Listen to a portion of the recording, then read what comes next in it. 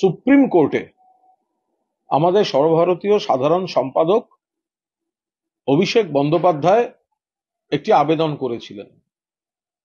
কিছু কিছু সংবাদ মাধ্যমে প্রচারিত হচ্ছে যে অভিষেক বন্দ্যোপাধ্যায়ের পিটিশনটি খারিজ হয়ে গেছে সুপ্রিম কোর্টে। তো একটু জানাতে চাই যে এখানে কোনো একটা কনফিউশন হচ্ছে। এটা আদৌ খারিজের বিষয় নয়। অভিষেক বন্দ্যোপাধ্যায়ের কোনো পিটিশন সুপ্রিম কোর্টে খারিজ হয়নি, এটার একটা অপব্যাখ্যা হচ্ছে।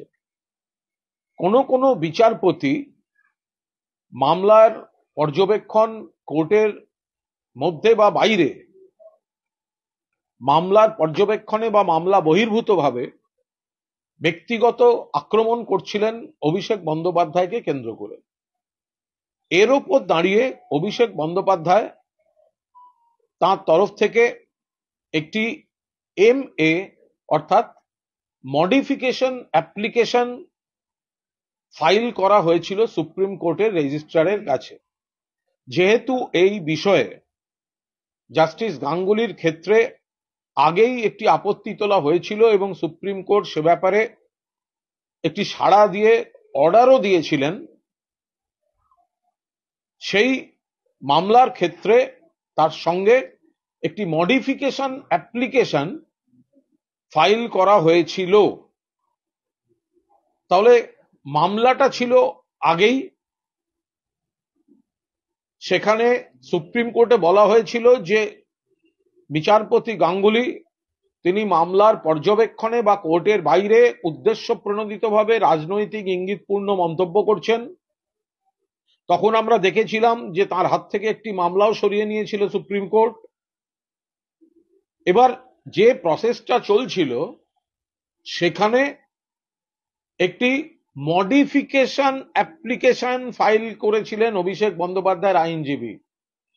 রেজিস্ট্রার বলেছেন যে মডিফিকেশন অ্যাপ্লিকেশন নয়, ফ্রেশ কজ অফ অ্যাকশন দিয়ে আপনারা অ্যাপ্লিকেশন ফাইল করুন। অর্থাৎ ফ্রেশ কজ অফ দেখিয়ে, অ্যাকশন দেখিয়ে অ্যাপ্লিকেশন ফাইল করতে বলেছেন। এখন যে আবেদনটি গেছে সেটিকে আগের মামলার সঙ্গে মডিফিকেশন অ্যাপ্লিকেশন হিসেবে না দিয়ে তারা বলেছেন মডিফিকেশন অ্যাপ্লিকেশন নয়, ফ্রেশ কজ অফ অ্যাকশন দিয়ে পিটিশন ফাইল করতে। অ্যাকর্ডিংলি অভিষেক বন্দ্যোপাধ্যায়ের আইনজীবীরা সেই পদক্ষেপ নিচ্ছেন। এর সঙ্গে অভিষেক বন্দ্যোপাধ্যায়ের ধাক্কা, অভিষেক বন্দ্যোপাধ্যায়ের আবেদন খারিজ এর কোনো সম্পর্ক নেই। পুরনো মামলাটির সঙ্গে মডিফিকেশন অ্যাপ্লিকেশন দেওয়া হয়েছিল। রেজিস্ট্রার বলেছেন মডিফিকেশন অ্যাপ্লিকেশন নয়, ফ্রেশ কজ অফ অ্যাকশন দেখিয়ে নতুন করে ফ্রেশ পিটিশন জমা দিতে, এবং সেই পিটিশন জমা দেওয়া হচ্ছে। ফলে দয়া করে এই যে আবেদন খারিজ বা সুপ্রিম কোর্টে অমুক ধাক্কা খেলেন, এই ধরনের বিভ্রান্তিকর অপব্যাখ্যাগুলি যদি একটু ঠিকঠাক দেখে নেওয়া হয় তাহলে ভালো হয়।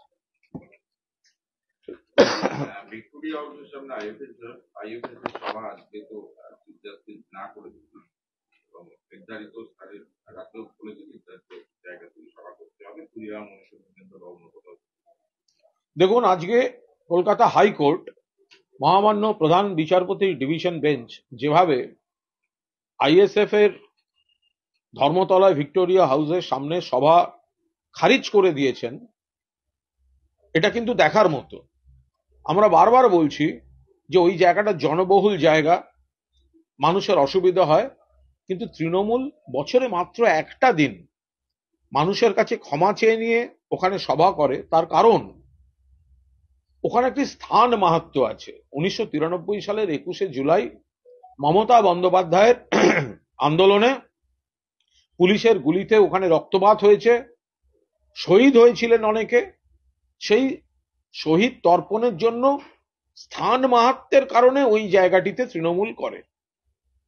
তার মানে অন্য কারুর সেটা করতে হবে গাজুয়ারি করে, তাদের ক্ষেত্রে তো স্থান মাহাত্ম্যটা প্রযোজ্য নয়। এবং আর একটা জিনিস বিশেষভাবে বিবেচিত হয়েছে, আজকে যে কোর্টে যে আলোচনা হলো, শুনানি, বিভিন্ন জিনিস এলো, কোর্টের পর্যবেক্ষণ এলো, সেটা হচ্ছে গত বছর এই সভা থেকে তারপরে ব্যাপক গন্ডগোল হয়।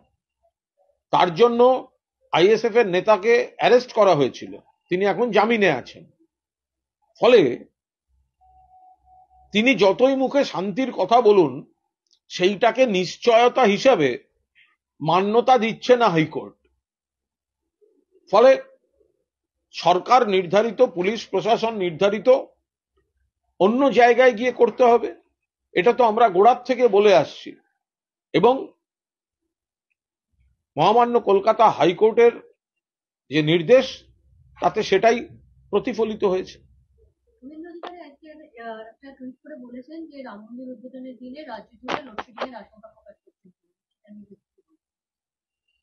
আমি প্রথমে আপনাকে প্রশ্ন করব, আপনি কি টুইটটা আমাকে দেখাতে পারবেন এক্ষুনি? আপনি যে প্রশ্নটা করলেন, আমার টুইটটা একবার দেখাবেন? আমাকে বলা হয়েছে শুভেন্দু অধিকারী একটি টুইট করেছেন যে রাম মন্দির উদ্বোধনের জন্য রাজ্যে লোডশেডিং করার চেষ্টা করছে রাজ্য সরকার। তা আমি সাংবাদিকদের অনুরোধ করছি টুইটটা একবার আমাকে দেখাতে, বের করে আমাকে শুধু একবার শুধু টুইটটা দেখান, যে শুভেন্দু অধিকারী একটি টুইট করেছেন যেখানে বলা হয়েছে রাম মন্দির উদ্বোধনের দিন 22শে জানুয়ারি যাতে মানুষ দেখতে না পান, সেই জন্য রাজ্য নাকি চক্রান্ত করে লোডশেডিং এর আয়োজন করছে। এই তো, আপনি আমাকে টুইটটা দেখান। শুভেন্দু অধিকারী যদি টুইট করে থাকেন, তাহলে সেই টুইট আমাকে দেখানো হোক, তার টুইটার হ্যান্ডেল, এক্স হ্যান্ডেল থেকে বার করে। আমি আশা করি আপনি ওটা খুঁজে পাচ্ছেন না, তার কারণ উনি ওটা ডিলিট করে দিয়েছেন। শুভেন্দু অধিকারী ওটা ডিলিট করে দিয়েছেন। শুভেন্দু অধিকারী একটি টুইট করেছিলেন যে রাম মন্দির উদ্বোধনের জন্য রাজ্য সরকার নাকি লোডশেডিং করাচ্ছে, এবং তিনি একটা সেখানে সার্কুলারের স্ক্রিনশট দেন যেখানে বলা হচ্ছে কোথাও কোথাও রাজ্য বিদ্যুৎ পর্ষদ বা যারা দায়িত্বে আছেন তারা মেনটেনেন্সের জন্য 21শে জানুয়ারি থেকে কোথাও কোথাও বিদ্যুৎ সরবরাহ বিঘ্নিত হতে পারে, এরকম একটা স্ক্রিনশট দিয়ে শুভেন্দু অধিকারী টুইট করেছিলেন যে রাম মন্দির দেখাতে বিঘ্ন। লজ্জায় নাকে খত দিয়ে টুইটটা উইথড্র করেছে, কারণ 2023 সালে সার্কুলারটা দিয়ে টুইট করেছিল।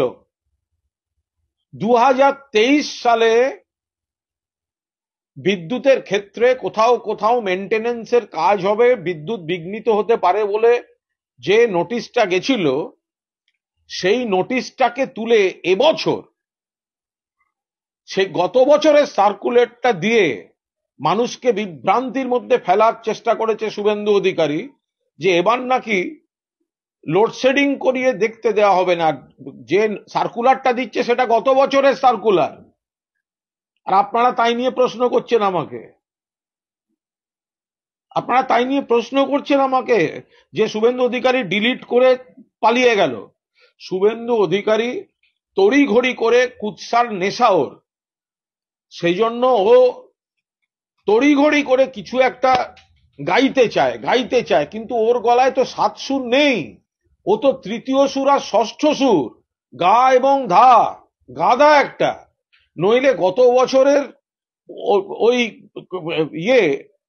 সার্কুলার, সেটাকে এবছর চালিয়ে টুইট করে বাজার গরম করার চেষ্টা করে, মিথ্যাচার করে, তারপরে সেই টুইটটা ডিলিট করে পালিয়ে গেছে। এবার আপনি আমায় বলুন আপনার সাপ্লিমেন্টারি প্রশ্ন কি?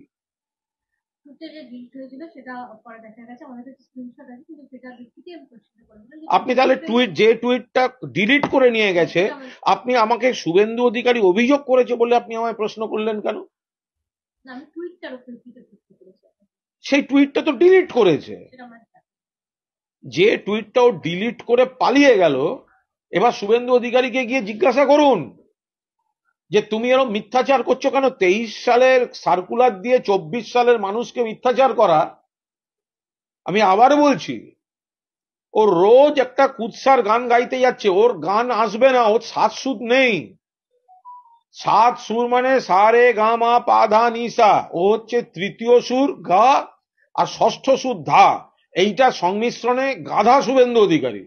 নইলে 23 সালে সার্কুলার দিয়ে 24 সালে বাজার গরম করা টুইট করে সেই টুইট ডিলিট করে নাকে খত দিয়ে পালিয়ে গেছে। ওর ক্ষমা চেয়ে ডিলিট আবার টুইট করা উচিত।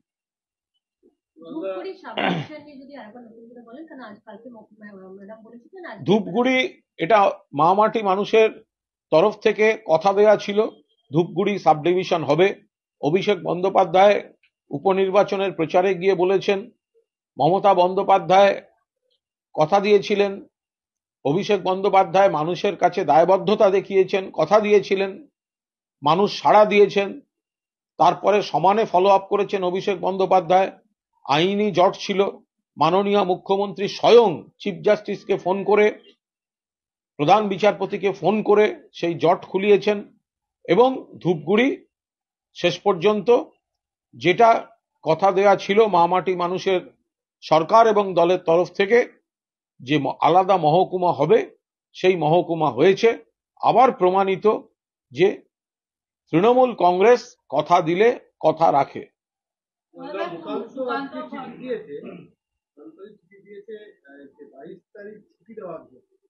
কোন কারণে, কিসের জন্য? পাঁজিতে কোনো তারিখ দেখাতে পারবে? যদি ধর্ম মেনে থাকে পাঁজিতে কোনো তারিখ দেখাতে পারবে? রাম নবমী থাকতে পারে, কিন্তু 22শে জানুয়ারি একটা অসম্পূর্ণ মন্দির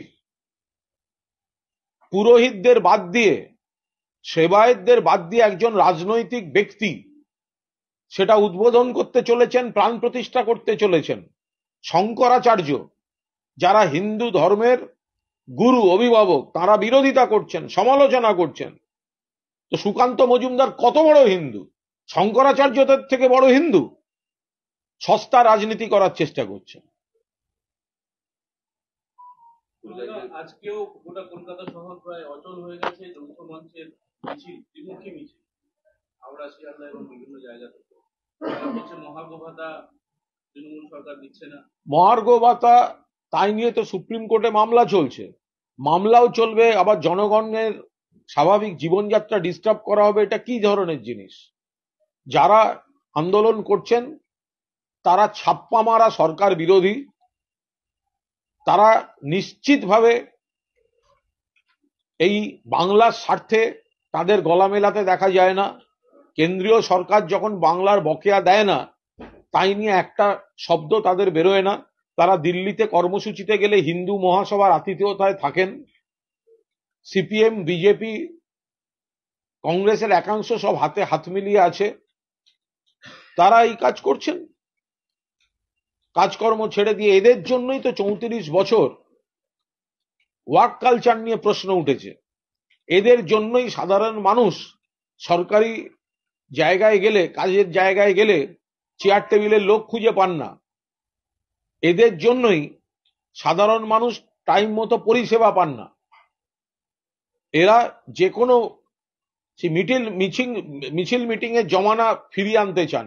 মুখ্যমন্ত্রী চেষ্টা করছেন, মুখ্যমন্ত্রী দিচ্ছেন, মুখ্যমন্ত্রী অবস্থান ব্যাখ্যা করেছেন, কেন, কতটা, কি, কবে, সমস্তটা বলেছেন। তারপরেও শুধুমাত্র ছাপ্পা মারা সরকার বিরোধীরা এই কাজ করছে। একটা প্রশ্ন, এবার আমরা দেখছি 15 দিন পরে বিধানসভার বাজেট হয়েছে, কিন্তু সচিবালয় বা রাজভবন কারোর মধ্যে কোনো যোগাযোগ নেই। এটা গুঞ্জন শুরু হয়েছে যে রাজ্যপালের ভাষণ ছাড়াই কি বিধানসভা অধিবেশন হবে। এই নিয়ে আমার কিছু জানা নেই, দলের কোনো মন্তব্য নেই। শুভেন্দু অধিকারী বলছেন যে মাধ্যমিক উচ্চ মাধ্যমিকের সময় এগিয়ে আনা অন্যায়, প্রশাসনিক সিদ্ধান্ত এবং যাতে সকলের সুবিধা হয় সেই কারণেই কিছু সিদ্ধান্ত হয়, যাতে মানুষের আরো সুবিধা হয়, তার কোনো কারণ থাকে। তো সেই জায়গায় যার অভ্যাস যে কোনো বিষয়ে বিরোধিতা করা, যে গত বছরের সার্কুলার দিয়ে টুইট করে 5 মিনিটের মধ্যে আবার সেই টুইট ডিলিট করতে হয়, ফলে তার মুখে এগুলো তো স্বাভাবিক। তার কুৎসা করা, নেগেটিভিটি যাই হোক, হবে না। যদি কোনোদিন মমতা বন্দ্যোপাধ্যায় সকালে উঠে পূব দিকে সূর্য প্রণাম করে বলেন সূর্য পূব দিকে উঠেছে, শুভেন্দু অধিকারী টুইট করে বলবে? কখনোই না। মানি না সূর্য পশ্চিম দিকে ওঠে, তাই হবে। কালকে বলছি, ধূপগুড়ি নিয়ে শুভেন্দু অধিকারী বলছেন যে উত্তরবঙ্গকে ঘৃণা করেন, এখানে এত দুর্নীতি চলছে, দুর্নীতিটাকে শেষ করতে হবে। শুভেন্দু অধিকারী কালকা যোগী। শুভেন্দু অধিকারী তিনি মমতা বন্দ্যোপাধ্যায় একজন মুখ্যমন্ত্রী, যিনি বাংলার উত্তর থেকে দক্ষিণ, পূর্ব থেকে পশ্চিম প্রতি প্রান্তের জেলাগুলিতে, এলাকাগুলিতে বারবার ছুটে যান। সেই কারণেই উত্তাল উত্তরবঙ্গকে, পাহাড়কে শান্ত করতে পেরেছেন মমতা বন্দ্যোপাধ্যায়, অতীতে কেউ যেটা পারেনি।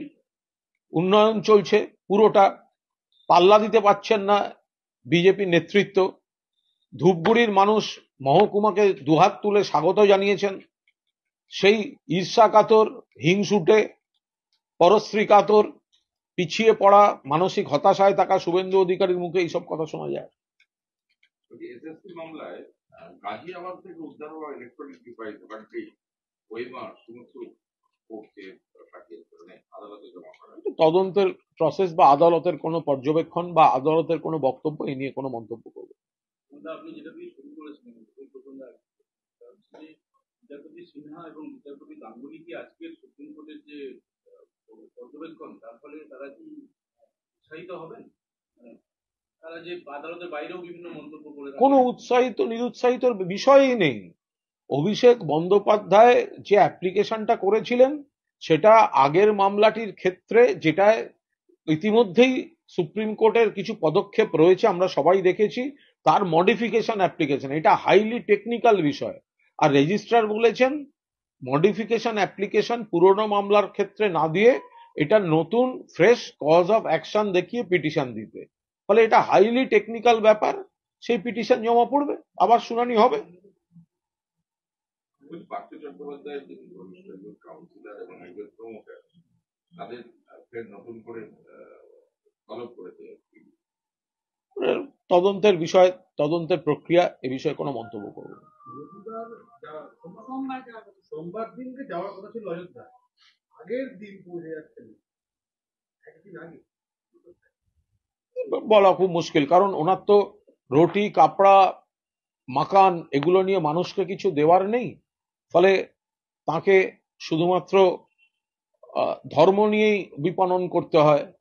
ফলে সেই ক্ষেত্রে উনি কি করবেন সেটা সম্পূর্ণ তার বিষয়।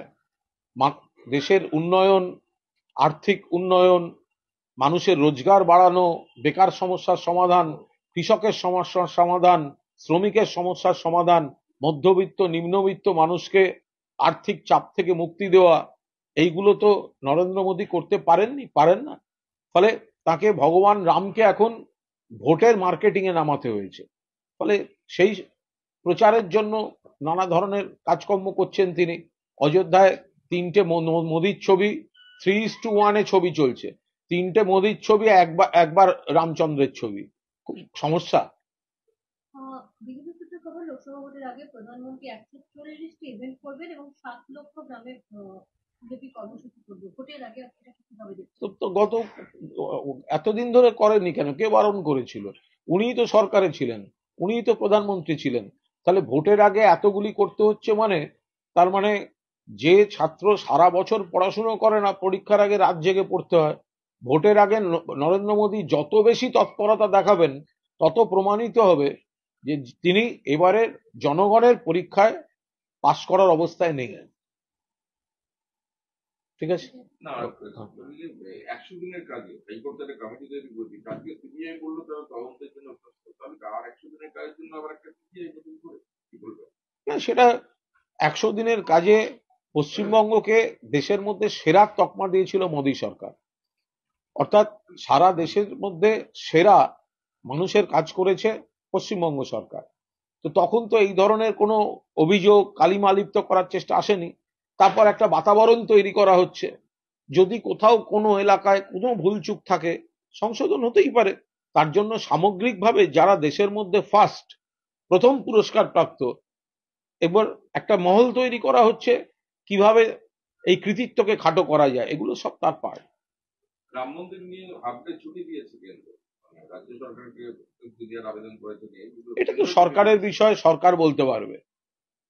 আমরা দেখুন, ছুটি দেয়া না দেয়া এটা নিয়ে আমাদের কোনো মন্তব্য নেই, কারণ এটা তো সরকারি বিষয়, সরকার বলতে পারবে।